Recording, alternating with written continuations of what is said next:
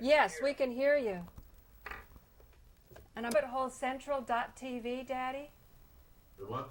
Go to rabbitholecentral.tv, Yeah. and then you can see me, because I'm making a show, right? You're on a TV show. Okay, I'll see you. Okay, watch rabbitholecentral.tv, but stay on. Don't hang up. Maybe he got scared. Those are cool little sound effects. I know. Harold, are you with me? I'm here. You got awful bad light coming in that window behind you, but that's Right. we see you. Yeah. Right. Let me see if I can change that light. Well, it's just a lot of light coming in behind you. I know. I'll get it. And then I want to call John Cheshire. Do it manually. So you're a musician, huh? Well, yeah. Oh, there you go. Much better, Paula. Yeah, I know. When you stream, this is something that Victor Taplin told me. You should have it be extra light. That is a lot better. Okay, yeah, that's much better. Now you can see actually the color. We couldn't see before because you couldn't see the color of your dress and that kind of thing. Right. Now it's good. So now I am going to give a call to John Cheshire, and we're going to talk about the electric universe. So can I call you back, Harold, after I talk to him for a little bit? If you want me to hang up now, then. Yeah, and then I'll call you back. All right, I'm just. I need to. I'll see you later today. Yeah, I need to call you back so that we can get this conferencing. Okay, bye. I'll hang up. Bye. Bye. Okay, now I'm going to call John Cheshire. 1.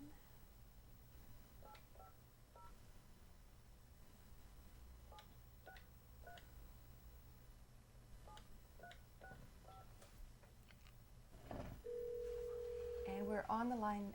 We're calling John Cheshire Sr. right now. I think what I'm going to do is give him my mic. Hello. Is this John? Yeah. Hi, John. It's Paula. Yes, ma'am. So I'm just so excited to talk to you today about the papers that you sent me, and I was just wondering, what is your latest thought about, how do you like to call it, 0-point energy? 0-point energy, yes it is. There are several ways to refer to it. 0 point because energy in the vacuum, which most physicists agree exists, doesn't lose any kinetic energy at absolute zero. So that's why they call it 0-point energy. Other people have called it energy from the vacuum, or the English physicist calls it ethereal energy, but they're all the same thing. Now, I remember talking to you about ether, and when I went to school, it was like a really bad word, ether.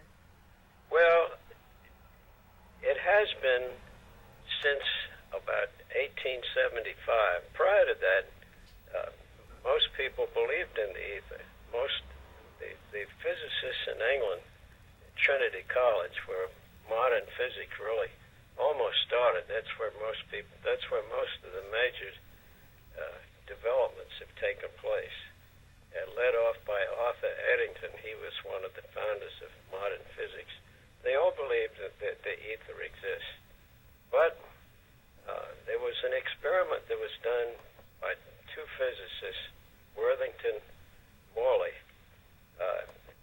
long about that time, which said that if the Earth moved through the ether, there should be some disturbance on both sides of the Earth, and they couldn't find it out, so the thought of an ether was abandoned.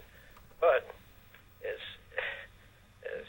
our friend Afsted points out, the means to measure that type of thing didn't exist, or at least wasn't looked for. So he feels that that's a worthless experiment, and that the ether does exist. But this, admittedly, is in complete contradiction to what I would say the majority of qualified physicists abroad today believe. Most physicists do not believe there is an ether. So.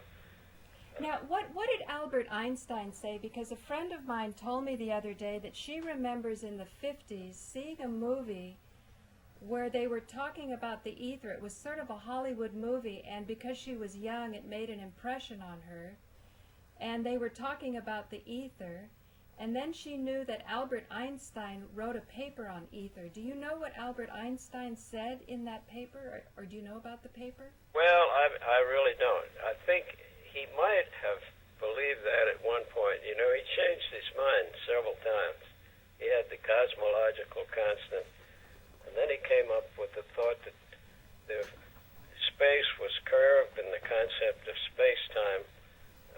And I think he basically abandoned his ideas both on the constant, and you may be right that he did believe in ether at one time. If he did, it would not have been surprising, because most physicists prior to 1900, or a great number of them, did believe in ether.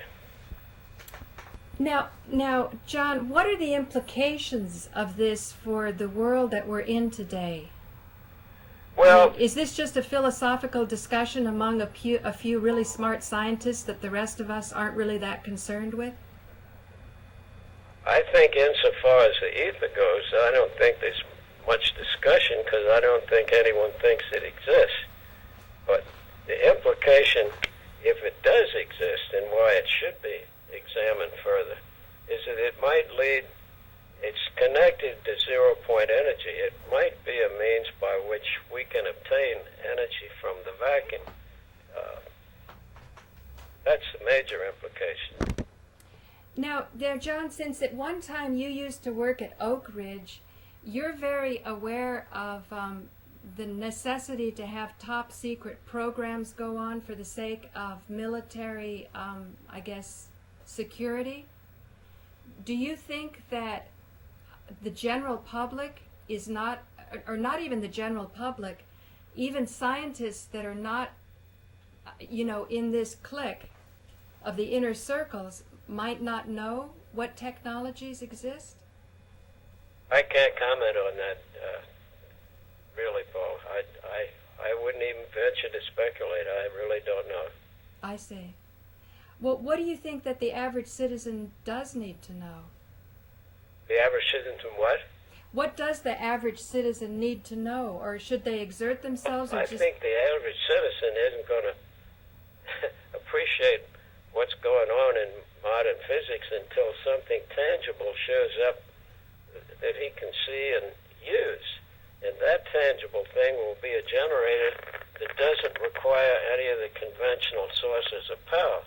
Once he gets a generator that doesn't require electrical energy or gasoline or diesel fuel, he'll learn very quickly that something brand new has happened. That's about the time he will be aware That's like it always is. of zero-point energy, and people then he don't will care want to know about- all about it. People don't care about science until Until they get a that cool new point, gadget out of it. It's just another sort of a cocktail conversational point. John, I'm joined here by a young man who's an artist, a very good artist and musician, and he has a few comments to make. Can you hear him? And this is Steve. This is John Cheshire. Hello, John. Hello, Steve. Hi. I was just saying that it made me think it's like it is with anything. The average person on the street doesn't care about it until science can make a cool gadget or something they can use, like you were saying, like the generator. You know what I mean? Exactly. Oh, if zero-point energy exists, it'll make the burning of carbon a thing of the past. You won't need to burn anything. You will just take your energy out of the surrounding atmosphere. It will completely revolutionize the energy picture and the way in which we all live. It's amazing that more people haven't taken after this. Yep. A lot of people would say there's no free lunch. Well, it won't be free. Uh-huh. If you have a machine, you still got to pay for the machine. The energy input to the machine is only part of it, and surely there will be a charge of some kind for the energy, but it won't be as though you were buying oil or buying electricity. for instance, a power company that ran on back and forth energy would still have to distribute it. So it's never going to, it would certainly reduce the cost. If you buy an engine, you're going to pay for the engine, you just don't pay for the gas. So the energy may be vastly reduced, but the cost of operating something is still going to, it's not free. The energy just will be an inconsequential part of it. Who do you admire most in this field today? If you were going to advise somebody to do some research, where would you send them? Well, this is difficult. I think on a theoretical level, and this is part of the problem, when the entire physics establishment doesn't think this, they don't even want to address the thing because they don't think it's possible. Therefore, companies don't support research whereby their consultants think it's impossible. If you were running a company, you wouldn't do that. So it's very hard to advise somebody to into this business because it isn't a business. It's not an established field as yet. Now, what makes up the field at the moment are individual inventors, if you will, scattered all over. I deal with one or two. Now, I'm at the point where one of them might have done something very useful. I haven't gotten all the figures yet, but I'm waiting anxiously to find out what they turn out to be. The demonstration of this concept has not occurred yet. What we need is a demonstratable model. Once that's happened, once you get a demonstratable model, then there will be a need for a pioneering group, which is similar to the one I set up for shrimp farming, which gets in and starts solving some of the early problems, which I'm sure there will be numerous, and develops not just a demonstration machine, but a machine that could be sold on the open market. And from then on, you get into an unbelievable universe of problems, and I'm not prepared to talk about them yet. But at this particular juncture, it's difficult for anybody to enter into this business unless they want to do pure research, and very few people are willing to do that. I remember in the letter that Harold Aspden wrote to you, he said that he had great faith in human brain power, and he thought that human brain power could be put to the task of how to get pure research when the rest of the society is so motivated by profit. Well, he was confident. I don't know that I agree with him on that. I think that people are like sheep. They're very skeptical about moving off the beaten path. And most of the time they're right, because most of the time when you move over the beaten path, you come up with nothing. So what you're talking about is an invitation to take on a project with extremely high risk in the beginning, unless you have some of these projects will work. I know when we went into the shrimp project, we thought we had a pretty sure thing. Well, it turned out we didn't have a sure thing at all. We had to solve the worst problems when we were halfway through. Here we haven't even got to that stage. You have to come back and work out an acceptable demonstration machine. Now, when that is possible, it's going to be one of the most exciting fields you could probably ever enter at this juncture.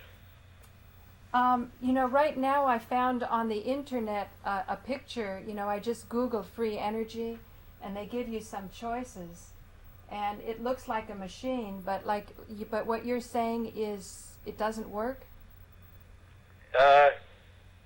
It's not been demonstrated on a broad scale. I mean, to a broad public. Let's put it that way.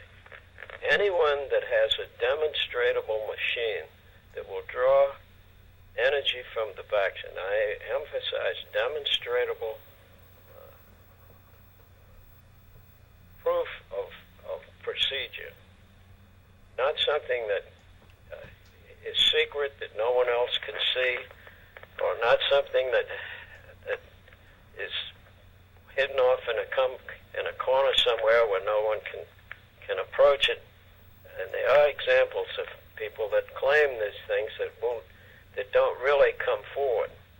But I'm talking about somebody that's completely open and will come forward on the open market with a demonstratable machine. Now, the day that happens, it's going to be wide. It's going to be Katie bar the door. That has not happened yet.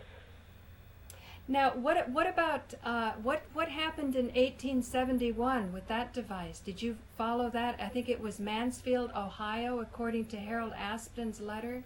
Yep. Did you ever look into this? Oh yeah, I have the patent. Oh, definitely. And it's been tried to. People have tried to duplicate that patent several times, and it's never been done. The theory of it that Aspen promotes two capacitors which resonate one with the other, and they're excited by a high voltage, extremely high voltage spark to set the resignation off. And then when you take away the spark, the capacitors continue to resonate. Now that's been talked about, and people have claimed that works, and maybe it does. Theoretically, it does work, but there are problems. It doesn't work in a reliable way. But so there's where you have to get in and look further. The first thing you have to abandon is that it can't work at all. Now, if you adopt that attitude, I would suggest you do something else. But if you think that the theory is correct, and that there are merely problems that you haven't come to grips with, then you have a chance of making it work. It has not worked to date, but there are other ways of making this thing happen. Oh, really? Well, I can't go into this too much because I'm sort of, and you may be accusing me of the same thing, but I hate to preempt somebody else's work. But there are ways, for instance, in the magnetic field, where the force exerted by, say, a magnetic clamp is greater than the application of the energy required for the field. In other words, you've got more going out than coming in. Now, if that can be documented on a large scale, this is prima facie evidence that the energy is coming from somewhere else, and you'd have to really document that to everyone's satisfaction and conviction that the energy really is coming from the vacuum. Now, John, as you're speaking, for the sake of making a show, I'm going on the internet and getting different images, and it's just filled. It's just completely filled with all kinds of different articles and different websites. So it seems as though there's a lot of people who are working on this. Well, I think they are. I think a number of people, there's questions of that problem. That's what I say. This whole field is, I won't say flooded. It's not flooded, but there are quite a few independent people working on this very concept. But what's missing is that to really back up some of these people, there is not a large. I don't say that a corporation has to do this in the beginning, because I don't think corporations are particularly well suited to take the kind of risks in the early days that are needed here. Some of them are. Some of them are research-minded. But I think preferably you should have a very well-funded research group, privately funded, that is dedicated to just what I'm talking about, not somebody that doesn't think it's going to work, or somebody is not convinced that this is going to happen. Somebody that will really take the bit in their teeth and work on it. That has not happened. So these individual inventors, whoever they are, rapid, the first time they run into problems, they're out of business because they can't continue. Right, right. You know, there's just so much A hope. sustained effort, in other words, focused in one or two areas, and with some brilliant people pushing hard, supported by a wealth of capital behind them. When you do that, you'll break it. Now again, I'm on the internet and I'm pulling up a little video of a man that you just described. He looks like he's working in his basement, but he's got these two poles that aren't plugged into anything. They don't have any batteries, and yet he shows how a little light goes on. Is that a magnetic thing or an electrical thing? I don't know. I'd have to look at literally there are dozens of ways this could be developed. I can't go into the individual specifics because there are too many different combinations which might work. It's not going to happen just in one way. Right, right. But the basic concept that has to be proved first is that there is ether out there, and that the energy from the vacuum or the zero-point energy can be put to practical use. That's the first thing that has to happen. And then the way this is done, it could probably be done in 100 different ways. Now, another thing in the papers that you sent me, a couple of them were challenging the Big Bang, and they were talking about the electric universe, that if you put electricity into the equation, you could explain a lot of things without relying on parallel universes and black holes and so on. Does this relate to zero point? No, I don't think. Paul, I'm almost sorry I sent you that paper. It really doesn't. It might, in a peripheral way, have something to do with zero-point energy, but this is the problem. You know, there's so many interesting things to work on in this world that to focus your attention on one to the exclusion of the other is a matter of discipline. Right. Yeah, I think that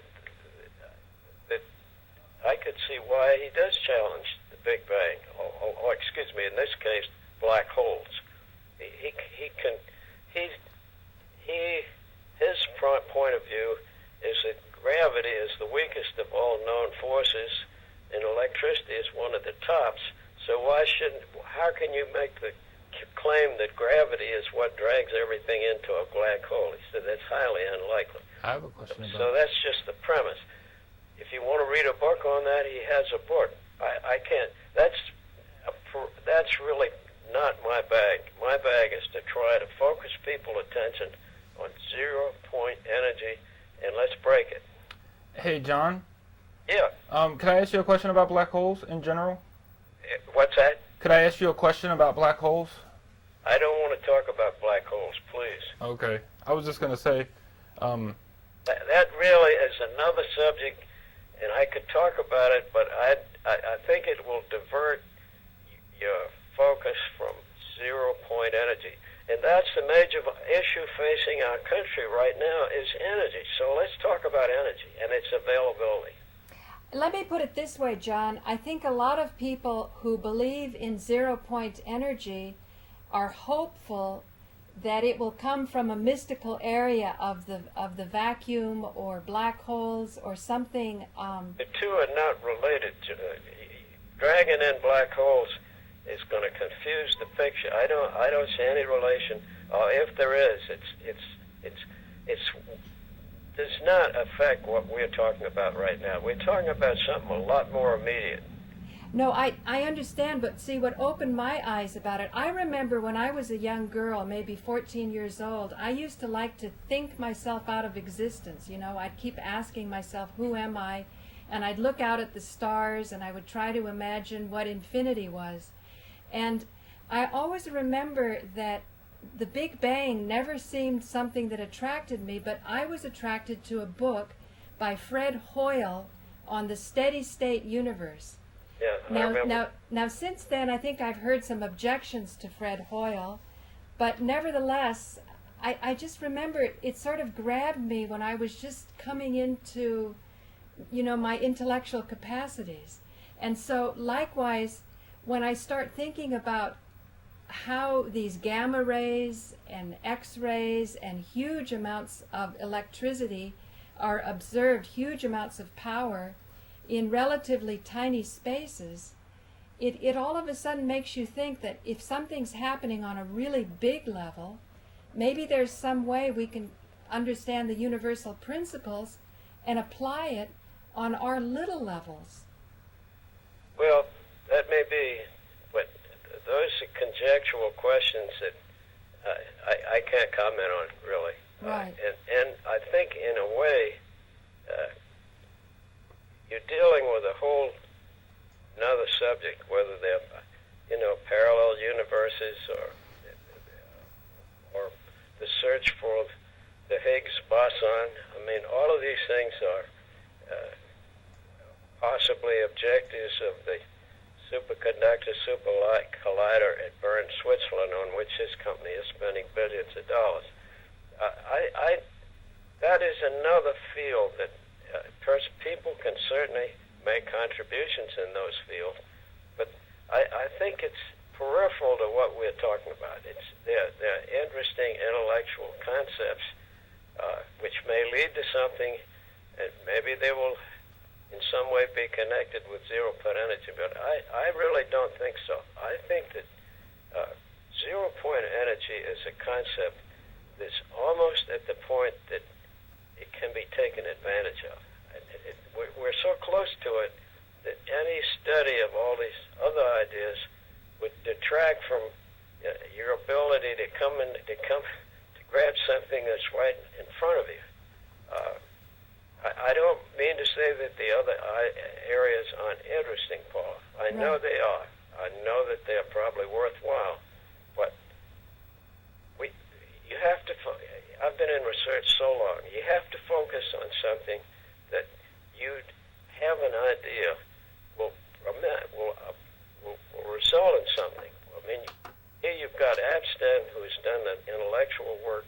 You've had all of this experimentation, which gives you very, you just can't believe that we're so close to it, and yet it really hasn't happened yet.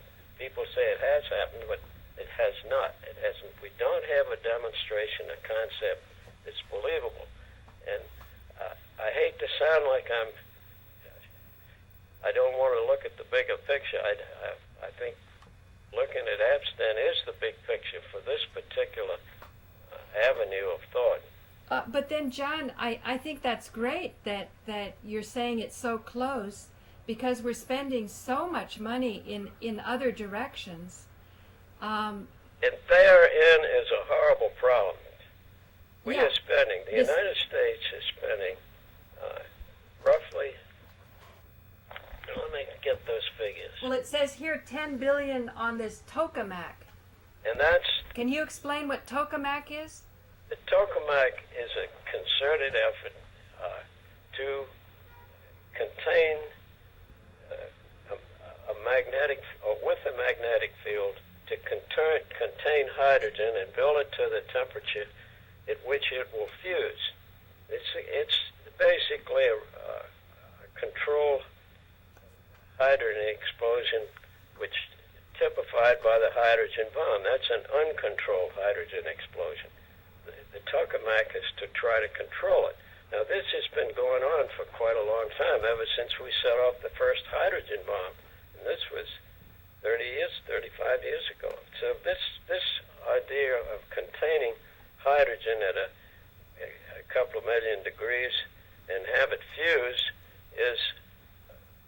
this is what the United States government feels, and supported by the bulk of organized physics.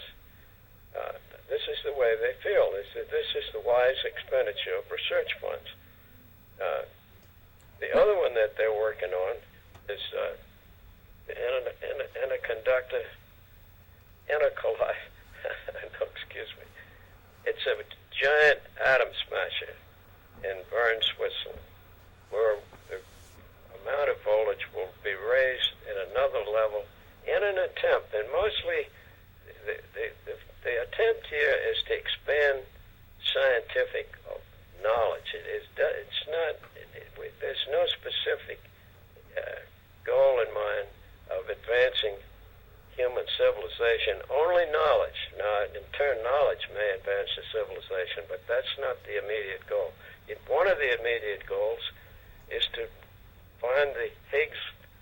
substantiate the Higgs field by finding the Higgs boson. And the Higgs field is an imaginary field which, without that imaginary field, for which there's no physical experimental verification, you can't attach mathematical equations to predict the mass of things. You have to assume there's a Higgs field. All right, the Higgs boson. That's a boson simply means a measure, a carrier of force. It's supposed to be a particle, but that has not been demonstrated. So these are the type of things that experimentation will lead to. That's one. The other is the tokamak, which is the creation of controlled hydrogen burning. And that consumes probably 90% of the experimental dollars that the United States government spends. To me, that's, with a fraction of that, you could devote, if we would abandon the hostility to some of the other approaches. And this is the problem with big companies. It would embarrass everybody if this thing actually broke. The whole physical establishment would have to admit that they made a mistake, and that would be a very painful thing for them to do. In the absence of that, they will not even have. They've really abandoned. Epstein can't even get his works published in peer review. No one will review his works. Right. Here he is, a PhD graduate at Trinity College, where physics was born. He's been in IBM. He's been in physics professionally for many years. He's published several books, and he still can't get. He publishes articles, but they do not appear in physics journals because no one will review the articles for him. This, I think, is a disgrace. Well, can I read something that you sent me from Professor Herbert Dingle, who was the head of the Royal Astronomical Society in 1953? Sure. He said, "No great scientific work, it is true, has been done without the free and bold use of imagination. But let its products be properly assessed before they are announced as discoveries of the order of nature. Even idle speculation may not be quite valueless if it is recognized for what it is. If the new cosmologists would observe this proviso, calling a spade and not a perfect agricultural principle, one's only cause for regret would be that such great talents were spent for so little profit. But I am not yet convinced that facility in performing mathematical operations must inevitably deprive its possessor of the power of elementary reasoning, though the evidence against me is strong. Let our younger cosmologists forget cosmology for the space of 3 years. The universe is patient, it can wait, and instead read the history of science. I mean the work of the great scientists themselves, after asking themselves what meaning it has for the work of today. Let them then return to cosmology and give their attention again to the great problems into which they have prematurely rushed. I do not enjoy the task of arraigning those whose mathematical facility greatly exceeds their judgment of scientific authenticity, and who have in consequence exercised this facility in any premise that will give it scope, but one who, however unworthy, accepts the honor of presiding over one of the foremost scientific societies of the world, accepts a responsibility. The ideas to which we give publicity are accepted as genuine scientific pronouncements, and as such influence the thinking of philosophers, theologians, and all who recognize that in no intellectual problem, however fundamental, can scientific research now be ignored? And so when it happens, we have published in the name of science so-called principles that in origin and character are identical with the principles that all celestial movements are circular and all celestial bodies immutable. It becomes my duty to point out that this is precisely the kind of celebration that science was created to displace. Could you comment on that?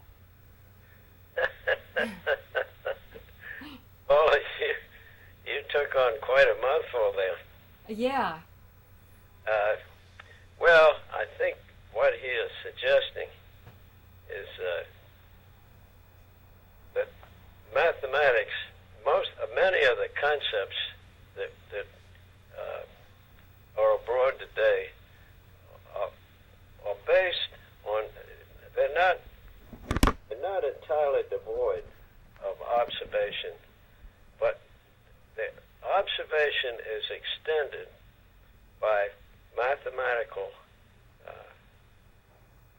not formulae, but mathematical thinking. And what you just read is from a man who basically objects to the fact that mathematics seems to be the basis for our concepts of the universe. Mathematics is not a basis of it's not in and of itself is not a basis of anything. It's a tool. Nature is nature, and what mathematics tries to do is describe how nature is and how it works. Now, when you take observations and then, based on mathematics, as to develop concepts which really cannot be verified by further observation or by experimentation in the laboratory, but simply are a product of mathematical extrapolation or speculation, if you like, then this is what he's objecting to, and yet we pronounce some of these things as scientific fact. The dark energy, the dark matter, we've talked about them for almost a couple of decades at least, and yet no one has ever been able to develop an experimental verification for either dark energy or dark matter. It's an indirect measurement that and for want of anything else, that's what we call these things. But they're really speculations. They're not scientific observations. The Higgs boson string theory comes in the same category. String theory is talking about strings that are so small that there will never be experimental verification of the string theory. It's beyond our capability to react. They're orders of magnitude away from this, experimental verification. And yet, other worlds are another way, and other worlds are worlds that exist that we don't know about. Those are a product of mathematical equations. That's how we got led into that way of thinking. Or perhaps, and I'm not saying that people shouldn't do this, but it should not be promoted as scientific fact. It's scientific speculation, if you would. Now, zero-point energy is somewhat different than that. People know that there's matter in the so-called vacuum. It can be verified experimentally in the laboratory. The problem with zero-point energy, it's not a mystery. It's a practical problem of pulling it out of the vacuum and making it useful for mankind, our everyday life. We know it's there. How can we use it? And that's the problem. How do you use it? Well, there are a couple of theoretical stumbling blocks. The two that I think are the most important. One are Maxwell's equations, where Maxwell was one of the English geniuses in the early day of electricity that gave a mathematical estimation of the electromagnetic force under certain conditions. He did a brilliant job of telling you basically how to run and develop first off an electric motor. That was the design of an electric motor facilitated by his equations. But one of his pronouncements is that it requires us to be useful, an energy supply must be steady. Well, the problem with zero-point energy is that the way in which this energy seems to have worked so far is that it has to be triggered by a much higher level of energy, and once established, it continues. And people have said, well, that violates Maxwell's equations. Maxwell wasn't even thinking in these terms, but they've applied the equations to quite a different energy propagation. The second problem, that's cited, is the second law of thermodynamics. Now, I'm a little bit familiar with that because I had several courses in thermodynamics in graduate school. But thermodynamics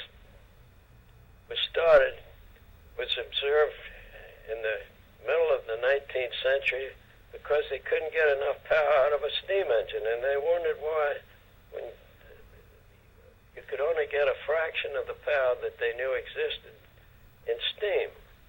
And it turned out that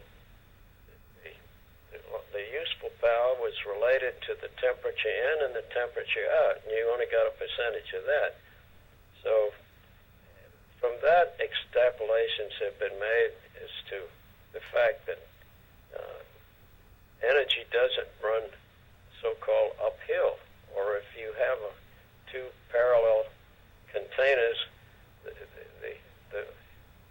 you can't fill a container on the right from a container on the left where the concentration is lower unless you give it energy.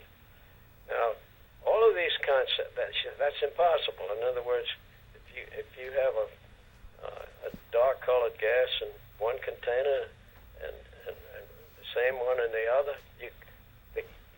the one at the lower concentration cannot enter the one with the higher concentration, assuming the gases are the same. All right, that may be, but you're talking about the macro world. You're not talking about the sub-macro world. And in this case, you may be talking about the ethereal world. So you've got a completely different situation, but you're applying the same old second law concepts to something that came out of a steam engine in approximately 1850. This bothers me. I'm not saying it doesn't still apply. I'm just saying I don't. Maybe it does, but it's not. How can it apply in a situation so completely different? You can't even. No one would have expected in zero-point energy that there would be any energy residual when the temperature is absolute zero. Everything else dies away. Why do those subatomic particles maintain kinetic energy? I can't tell you that. It does. It's a different system. So you cannot apply. Every law is not absolute. I think you can say this. All laws operate within limits. You have to know what the limits are. Now, some are very broad, but I don't think there really is any universal law. You know, John, you seem to be an interesting person in that you can both grasp the value of intellectual speculation and theory, but at the same time you have a good feeling for maybe a more, I don't know, simple, I don't mean that in a derogatory way, but just a simple man working in his basement. Pragmatic is the word you're looking for. Okay, pragmatic. Practical. Practical. All right. I'm an engineer, if you'll recall. Right. That's my degrees are in engineering.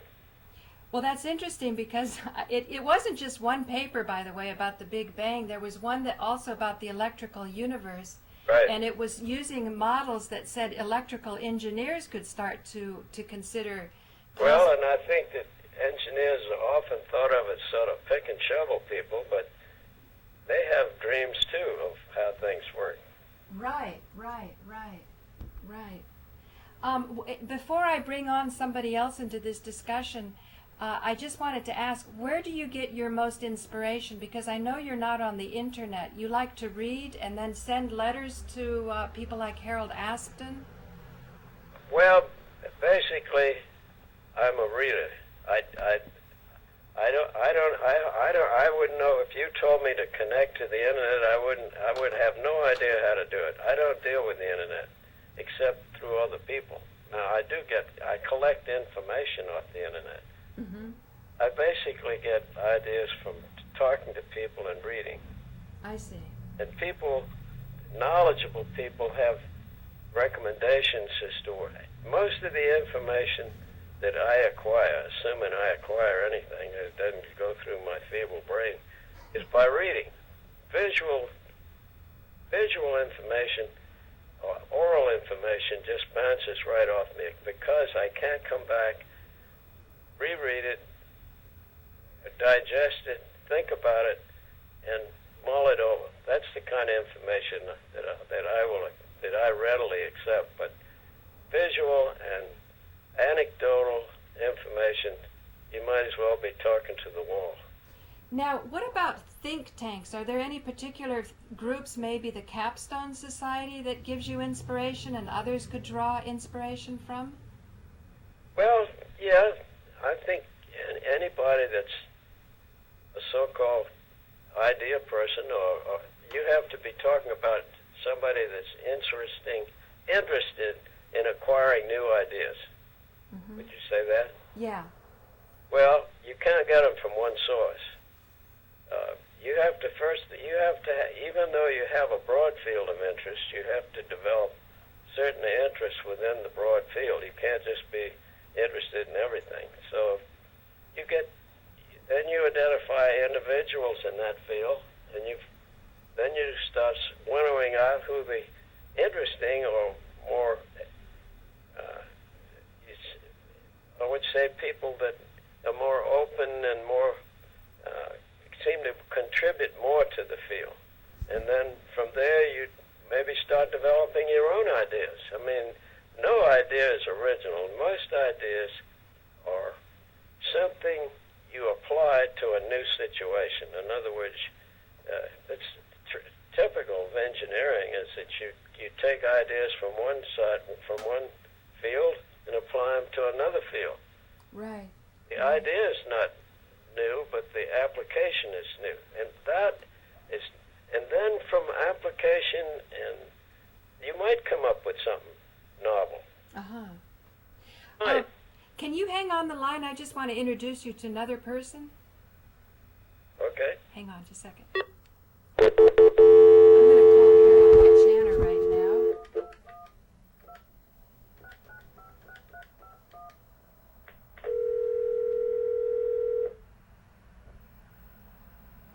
And let's see what Harold has to say.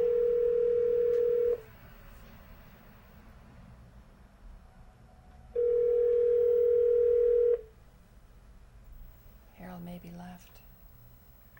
Hello. Harold, are you still on the line? Well, yeah, that was really interesting. Let me introduce you. John, Uh-huh. this is Harold Cheshire. Harold, this is John Cheshire. Hello, sir. How are you? How are you, Harold? Well, I'm okay. Busy. I got all 16 balls in the air up on a tightrope somewhere. Say, Harold, can you talk Harold, can you talk farther away from the receiver, because John is difficult to hear. His connection's not as strong as yours. Should I put it on speaker, maybe, do you think? No, I hear you fine. Okay. Okay, I'll try and talk low. I just wanted to say, John, Harold often talks about linear thinking, and it seems as though John enjoys linear ways of getting knowledge with reading. And remember what he was saying, that visually, as opposed to the internet or... So I thought there's different people grasp knowledge in different ways. Well, I use the internet, don't get me wrong. It's a research tool, but I know what I'm looking for. Uh-huh. Yeah. Yeah. Well, I was sort of doing a lot of other things and listening in the background with the 0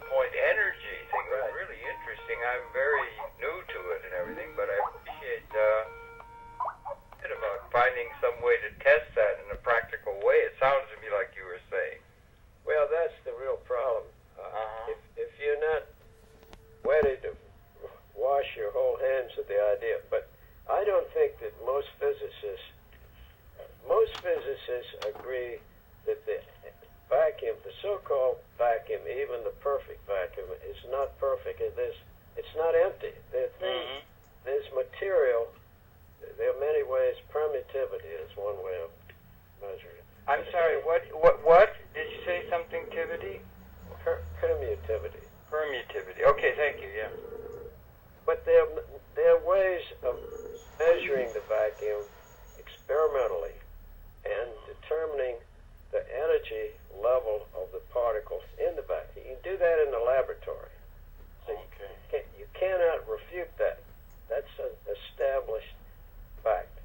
Yeah. It's not a myth. It's not a mystery. It's there. A generalized principle. No, it's not a principle. It's a material fact. Okay. Not a principle. It's there. Mm-hmm. Now, the problem is, how do you make use of it? And not only is it there, but it's everywhere. Mm-hmm. Everywhere. That's a lot. Yeah, it is a lot. Okay, Yeah. it's there and it's everywhere. Now, the problem is, how does you as a person, how do you use it? Mm-hmm. It's It's not a problem of how it can be, in a certain sense, to use an overworked term, effectively captured or something. That's something that needs to be demonstrated. call it what you like. Yeah. It has to be recovered from the vacuum and become useful to the average person.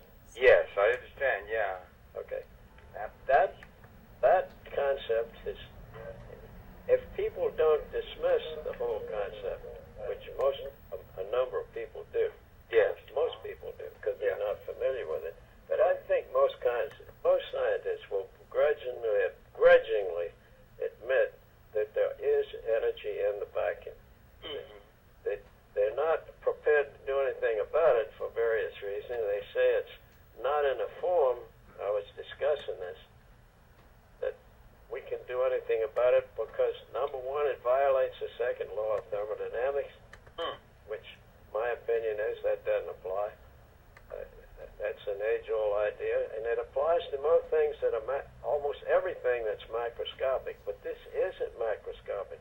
This is sub-microscopic, and it might be sub-microscopic. So how can it apply to second law of thermodynamics? That's all. Yeah. Okay. I'm sort of a radical on that subject, and I don't have the experimental evidence to substantiate what I'm saying. You'll have to accept that. The other thing is, they say a steady flow of energy. No, for energy to have a practical flow of energy, it must be steady. This is according to the laws of Clerk Maxwell. Yes. James Clerk Maxwell. Max, you've probably heard of the famous Maxwell equations, in which he told you how basically to design and not operate, but to design. He put on paper the means of calculating an electromagnetic force, all the factors involved, and a brilliant man, and the equations have been accepted as a solid part of physics ever since. This was in 1875 or thereabouts. Okay. Now, but one of the things that came out of that was that you couldn't have it had to be a steady flow of current for a power supply to be useful. Well, it so happens that the devices that have been attempted or hypothecated to capture this energy from the vacuum have relied upon in the beginning an interrupted source of static electricity, a high burst of static electricity between two resonating capacitors. That's one of the easy ways of thinking about it. And then when you remove the startup, like the starter on your car, the capacitors forces continue to resonate on, and what are they resonating on? Energy from the vacuum. It's being supplied by the vacuum, and they keep on going. That's been demonstrated? That has been partially demonstrated, but that's the concept. Yeah, that's really. Did I hear you say there's a lot there? And forgive me, but the second law does not apply. The entropy. It I'm doesn't. a little confused. No, wait a minute. Yeah. The second law. Are you a physicist at all? No. I'm a layman. I got an inch-deep understanding and about an ocean of understanding. A big figure in ground. No, I'm not. Well, see, you're missing 200 years of. The second law was proposed almost 200 years ago. So you're missing all that came in between, but that's all right. Well, the 200-year gap, that's a considerable period of time, isn't it? Yes. No, I just know, I've got a, I have a friend, Let's go back to what I said. Okay.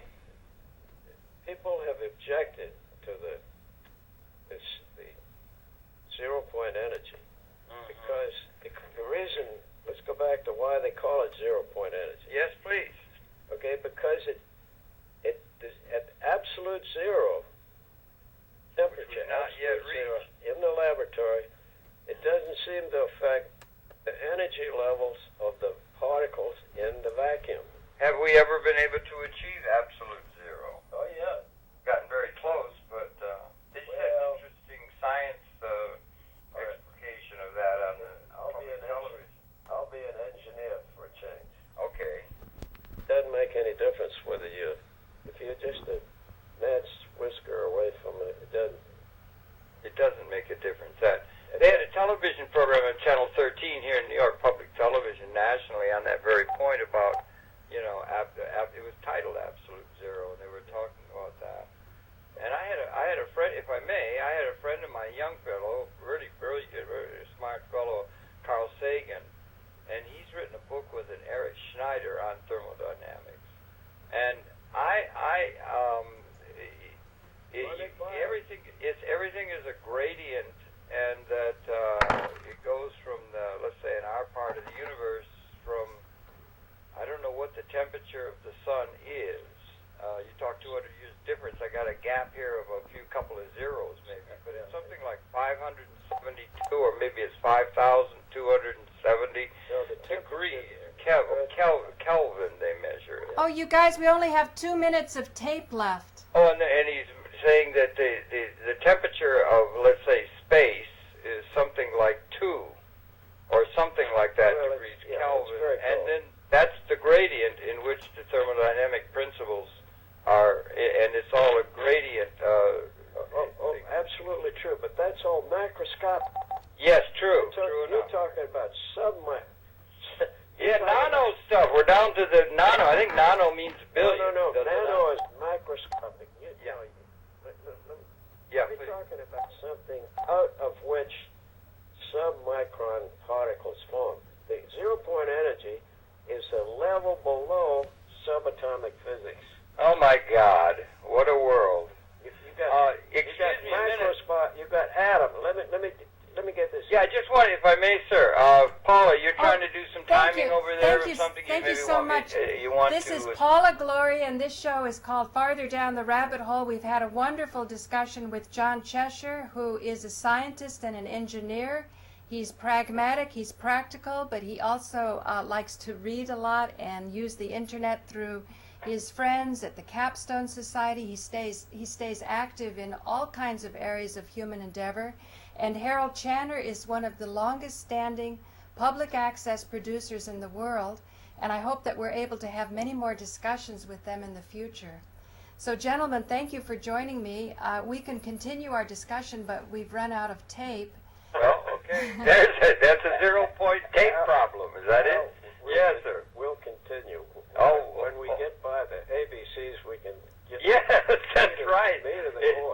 This is the tyranny of scheduling. Yes. So John, I had a little trouble with the streaming. We were public access radio. Anyway, thank you, John, for joining us, and I'll be in touch with you, okay? Sometime. Yes, I should like that very much, sir. It was really good, really interesting stuff, and I'm going to be depending on Paula here to help put me in the picture, but I'd be happy to meet with you anytime you're in the environment, or maybe we could do a Skype someday or something. My son lives in New York, so. Oh, really? What's he up to? I don't know. He makes movies. Well, he makes movies. Oh, good for him. Oh, Harold, he made The Mystery of the Sphinx. That's what I've been trying to get you to watch for a long time now. Have the tape, and I'm going to watch it, and Molly Yes. was involved in that and everything. Right. There's an Molly's my interesting bunch of